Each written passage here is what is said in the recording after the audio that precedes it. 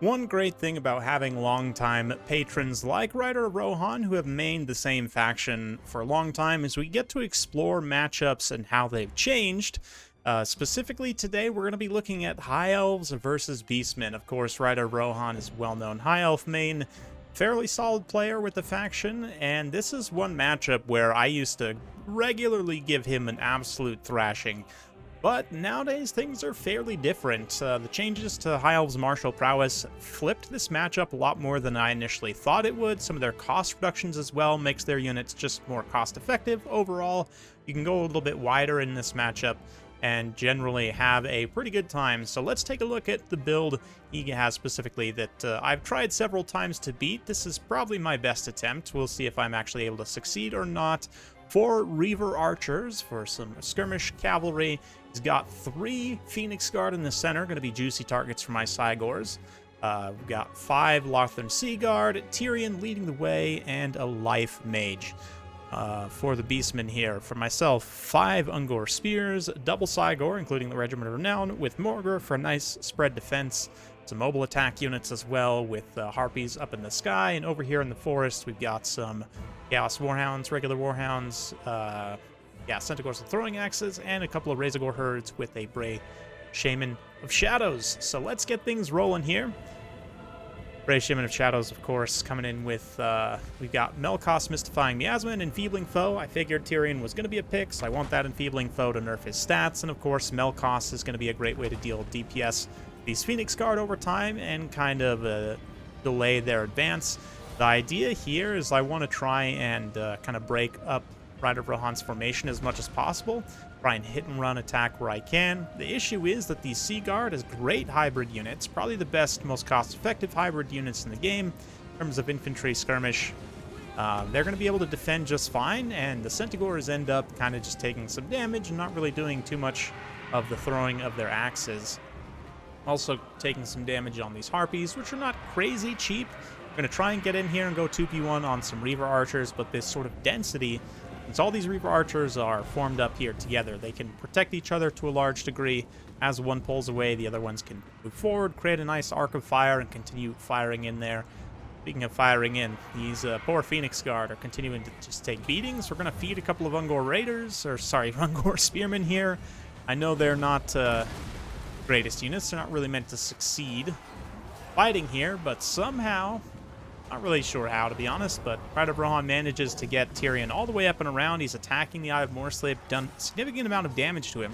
However, this is going to afford me a pretty good opportunity to try and snipe him, so we're going to go Enfeebling Foe, 2v1 with multiple single entities, close a third single entity here with that Bray Shaman on his chariot. Meanwhile, I'm just attacking out here in the flanks. Here, you can see how well Hounds do against Sea Guards. 2v1, they were beating up that Sea Guard pretty bad. Of course, Hounds count as infantry size, so they won't be subject to the anti-large bonus charge defense of the Lothern Sea Guard, making them an ideal unit to kind of harass and attack the flanks here. And Ryder Rohan, I have to give him credit. He's done a pretty good job of keeping his forces together. He does have a few units that are starting to get a little bit separated out here. Like in this position, the Harpies, which have taken enough damage, they're mostly combat ineffective, are at least going to tie down these Reavers, hopefully allow this Ungor Spearman to get in. But he still has a great density of value, staying within support range. And even these units that are isolated aren't necessarily fully isolated, right? Like he has a nice kind of little battle group down here trying to fend off the Hound and Razorgore attack. A couple of pig herds getting some work done there. We did manage to terrify away Tyrion briefly, but of course he gets his Heart of Avalorn proc, comes back from rout. Now we're going to go for a second attempt, summon up some spawn to try and trap him in here. And I had intended to go attack him with the Eye of Morslip as well, but looks like I'm going to get caught up throwing rocks point blank at the Phoenix Guard. Managed to do significant damage to all 3 Phoenix Guard, but haven't been able to focus any of them off the field, which is proving to be a bit of a problem. Centaurs are throwing some axes, doing a little bit of skirmishing and kiting here, but really haven't contributed much for what I've had to dedicate to protect them. Tyrion also gets a hold of my Bray Shaman here and beats him up pretty badly in that blob. Just not paying attention there, and that could potentially be bad. I'm definitely going to need this magic over the long course of the game, especially dealing damage to those Phoenix Guard. That said, Earthblood is a great way to just counteract the damage dealt by, Enfeebling Foe and other things. I mean, certainly a model that gets exploded by a Cygor rock is unable to be healed.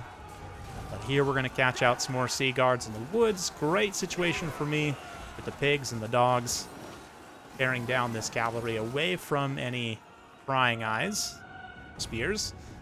And that said, Reaver Cavalry is still operational, and just in general, the High Elves leadership is proving to be a pretty big issue at this point. I'm not able to decisively get rid of a lot of units that I have broken at times, especially given that Rider Rohan's done a great job of maintaining a bit mobility control despite my mobile harass. Like, this kind of side attack here is still ongoing. He's still, you know, pushing back. I'm pushing forward and kind of rinsing back and forth. All the meanwhile, I'm trying to kite with my Cygors, which is going about as well as you could expect given the situation. A little bit of Grey Shaman action there. Enfeebling Foe. Got Smelkoff's Mystifying Miasma as well, trying to finish off Tyrion as he is very low on HP, getting close to his healing cap, but even with an Enfeebling Foe, his stats are still quite solid. He gets another proc of Heart of Avalorn there, getting him truly well and fully heal capped. And these Phoenix Guard also just don't want to give up, man. This one unit's low, but the other two are above 50% HP with plenty of healthy Lothern Sea Guard in the back. Chaos Warhounds continuing to attack. But the Sea Guards and the Reavers managed to hold out. Reavers you could also consider a hybrid unit. I mean, certainly HP is relatively squishy, not a lot of armor, but very good attack defense stats for Missile Cavalry, decent charge bonus as well, especially with the newly enhanced, I say newly, well, with Immortal Empire's enhanced martial prowess, especially a squishy unit like Skirmish Cavalry. They benefit greatly from having that enhanced threshold. They can maintain the martial prowess for a longer duration. But how about that shot right there? Phoenix Guard and Tyrion finishing off the last few spawn. Of course, these spawn having been summoned. I forget exactly what unit got exploded. Make these spawns. But anyway, Cygors still have plenty of rocks to throw, but the Sea Guards also have plenty of ammunition to shoot them back, and they're, of course, within range to do so. Cygors have managed to do quite a bit of damage and paid for themselves both in melee and at ranged, but, I mean, I say paid for themselves, pretty close. A little bit of friendly fire on one of those spawns there. High Elves proving just too tough to handle, and I'd be curious to see you guys' thoughts down in the comments below. Not that there's many Beastmen land battle mains out there these days, but those of you guys who do have experience fighting this matchup from the Beastmen side, what would you say is your best bet? I mean, certainly I think with fine-tuning, I could probably make this build work. It'd be very micro-dependent. Ultimately, Centaur's throwing axes really didn't do a lot for me here. Probably would have been better to just have more hounds, since they seem to be relatively successful attacking the flanks. Maybe just more hounds and harpies and whatnot. Hard to say, but definitely a tough one. High Elves are much better than they were before, and you got to give them credit for that.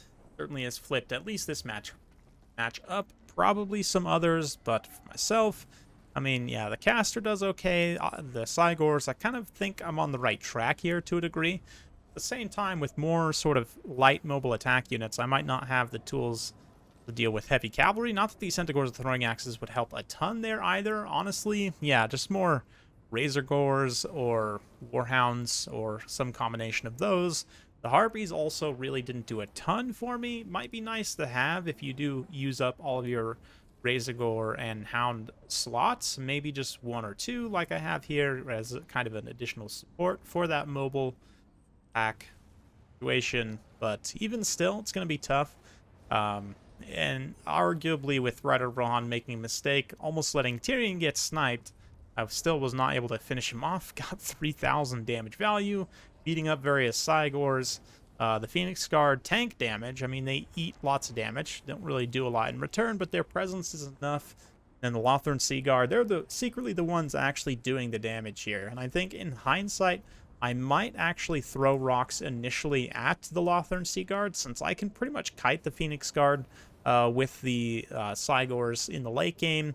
You know, maybe throwing a few rocks at the Sea Guard as the Hounds attack them just to break them, get some of their numbers thinned out. Might have been more beneficial, because they're ultimately what ended up doing most of the damage to my army. But it's an interesting one. You guys let me know what you think in the comments down below. Hopefully you enjoyed this. If you like this sort of content, be sure to like, subscribe, hit that bell notification button. Every time I upload a new video, you'll be notified. Thanks again. We'll see you next time.